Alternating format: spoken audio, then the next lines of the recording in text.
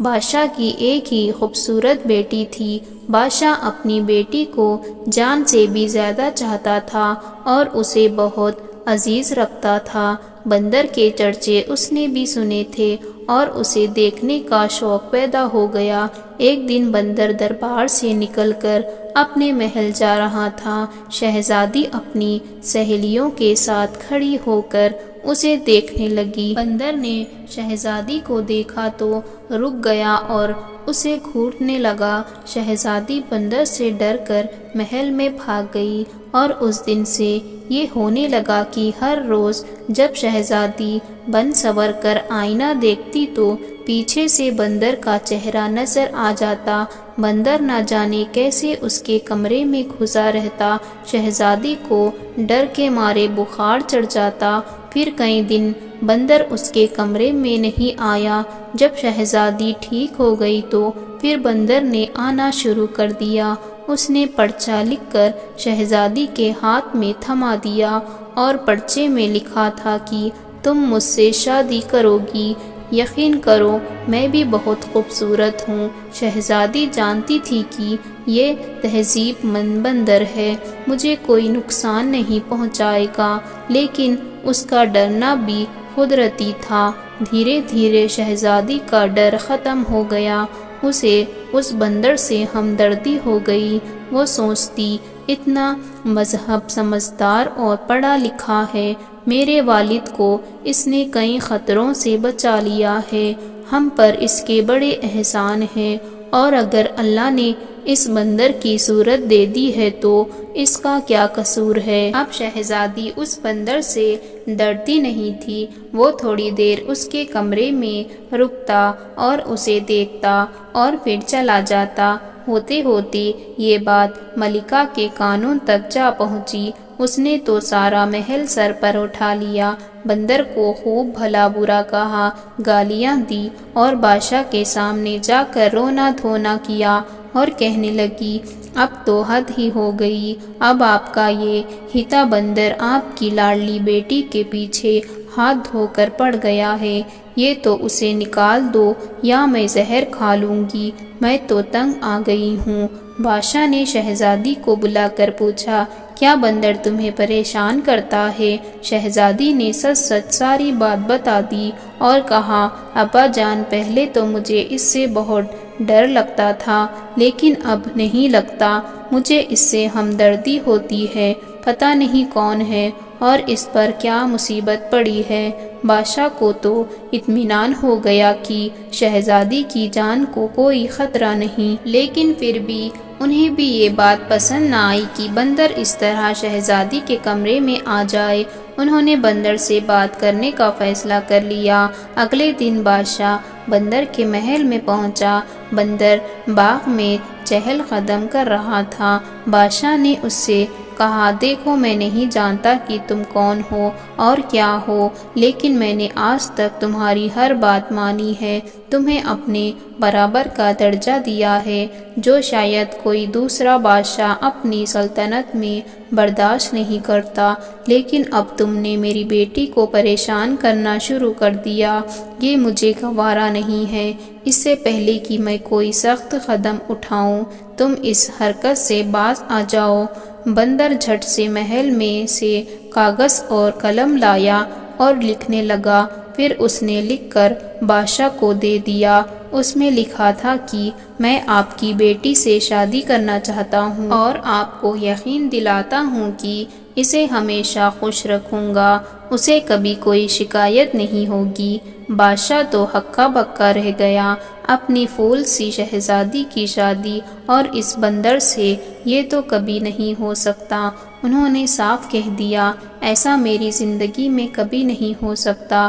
بندر نے بادشاہ کے کمرے سے تلوار نکال کر تھان لی اور دوسرے ہاتھ سے لکھا اگر آپ کی زندگی میں یہ ممکن نہیں ہے تو مرنے کے لیے تیار ہو جائیے، آپ کو مر کر میں آپ کی بیٹی سے شادی کر لوں گا، آپ میرے محسن ہیں، آپ نے مجھ پر احسان کیا، مجھے اس محل میں رکھا، اس لیے میں آپ کے خون سے اپنے ہاتھ نہیں رنگنا چاہتا، بادشاہ کو اپنی موت سامنے نظر آئی تو وہ بولا میں سوچ کر جواب دوں گا۔ بندر نے لکھا جو کچھ بھی ہے مگر وہ جواب ہاں میں ہونا چاہیے۔ بادشاہ بیچارہ محل میں واپس آ گیا، بڑا سخت پریشان تھا۔ ایک طرف بیٹی تھی اور دوسری طرف اپنی زندگی، کیا کرتا کیا نہ کرتا۔ ساری رات ٹہلتے گزاری لیکن بیگم کو اس نے کچھ نہیں بتایا۔ وہ جانتا تھا کہ وہ محل سر پر اٹھا لے گی، وہ کہے گی کہ تم اسے یہاں کیوں لائے تھے۔ صبح ہوئی تو فیصلہ کر چکا تھا کہ وہ کبھی اپنی بیٹی کی شادی اس بندر سے نہیں کرے گا۔ اپنی بیٹی کو بندر سے بیانے کے بجائے وہ اپنی جان دے دے گا۔ کچھ نصیحت اور وصیت کرنے کے لیے وہ بادشاہ شہزادی کے پاس گیا اور اسے سمجھانے لگا کہ کل اگر اسے کچھ ہو جائے تو اسے کیا کرنا چاہیے، اپنی ماں کو کیسے سنبھالنا ہے اور سلطنت کے کاموں کو کیسے دیکھنا ہے، کون کون وفادار لوگ اس کی مدد کر سکتے ہیں۔ شہزادی نے آنکھوں میں آنسو بھر کر کہا ابا جان آج آپ کیسی باتیں کر رہے ہیں، اللہ آپ کا سایہ میرے سر پر ہمیشہ سلامت رکھے، انشاءاللہ ابا جان آپ 100 برس جئیں گے اور حکومت کریں گے۔ بادشاہ نے شہزادی کو سمجھایا اور بولا بیٹی وہ بندر میری جان کے پیچھے پڑ گیا ہے، کہتا ہے یہ تو تمہاری شادی اس سے کر دوں یا وہ مجھے جان سے مار ڈالے گا۔ میری زندگی میں تو یہ ممکن نہیں کہ میں تمہیں اس بندر سے بیاہ ڈالوں۔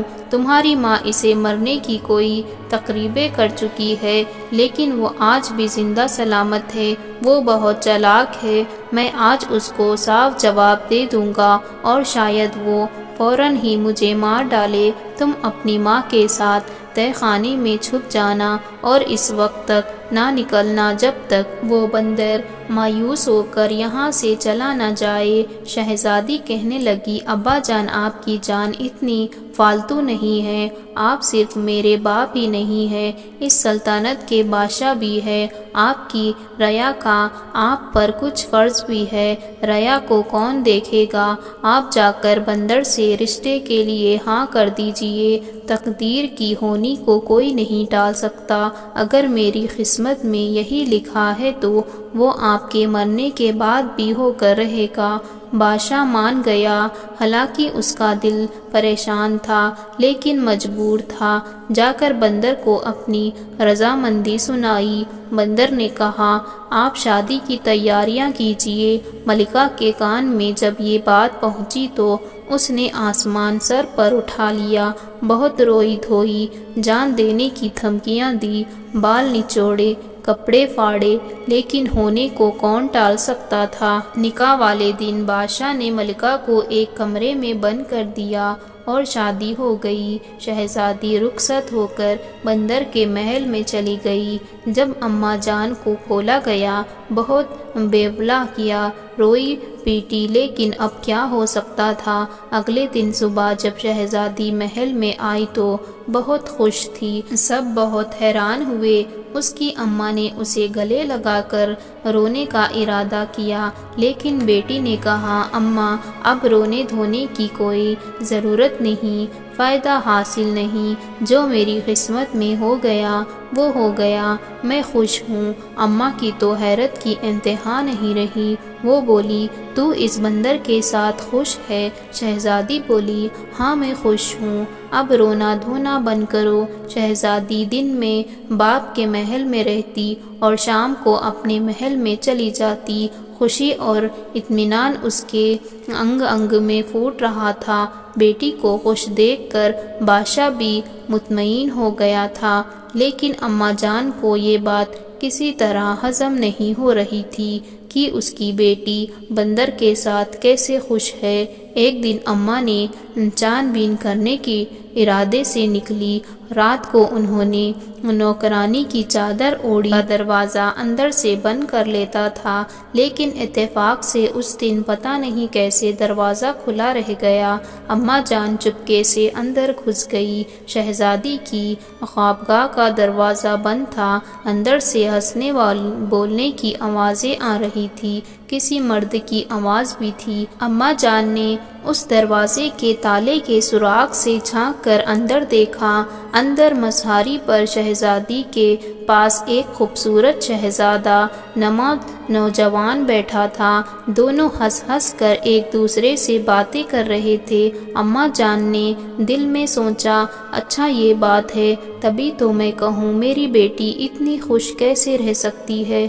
پھر وہ جانے کو پلٹی تو ایک طرف بندر کی کھال دکھائی دی۔ اماں نے سوچا، جب اتنا خوبصورت جوان ہے تو یہ موٹا کھال اپنے اوپر کیوں رکھتا ہے اور بندر کیوں بنا رہتا ہے؟ اگر میں اس کھال کو جلا دوں تو یہ پھر کبھی دوبارہ بندر نہیں بن سکے گا۔ یہ سوچ کر وہ بندر کی کھال اٹھا کر محل میں لے آئی، آ کر اسے آگ لگا دی۔ ادھر کھال میں آگ لگی اور ادھر شہزادہ جلنے لگا۔ بچاؤ بچاؤ کہتا ہوا بھاگا اور غائب ہو گیا۔ حیران پریشان شہزادی محل میں پہنچی تو دیکھا کہ کھال جل رہی ہے۔ اس نے جلدی جلدی آگ بجھائی، دیکھا تو اس کی اماں جان کی قبرستانی ہے۔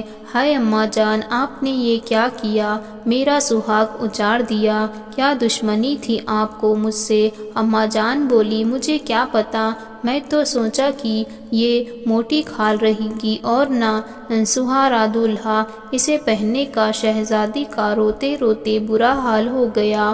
بولی، ماں آپ سے کہا تھا نا کہ مجھے میری تقدیر پر چھوڑ دے، لیکن آپ کو بھی چین نہیں تھا۔ اب ٹھنڈک پڑ گئی آپ کے دل میں۔ اماں جان چور سی بن گئی، خود اپنے ہاتھ سے بیٹے کو برباد کر دیا۔ بادشاہ کو پتہ چلا تو انہوں نے دور گھوڑے دوڑائے، لیکن کہیں سے بندر شہزادے کی خبر نہ آئی۔ شہزادے کی تو حالت دیکھی نہیں جاتی تھی، سوکھ کر کانٹا ہو گئی تھی، نہ کھاتی تھی نہ پیتی تھی، نہ ہنستی تھی نہ بولتی تھی۔ کچھ دن ایسے ہی گزر گئے۔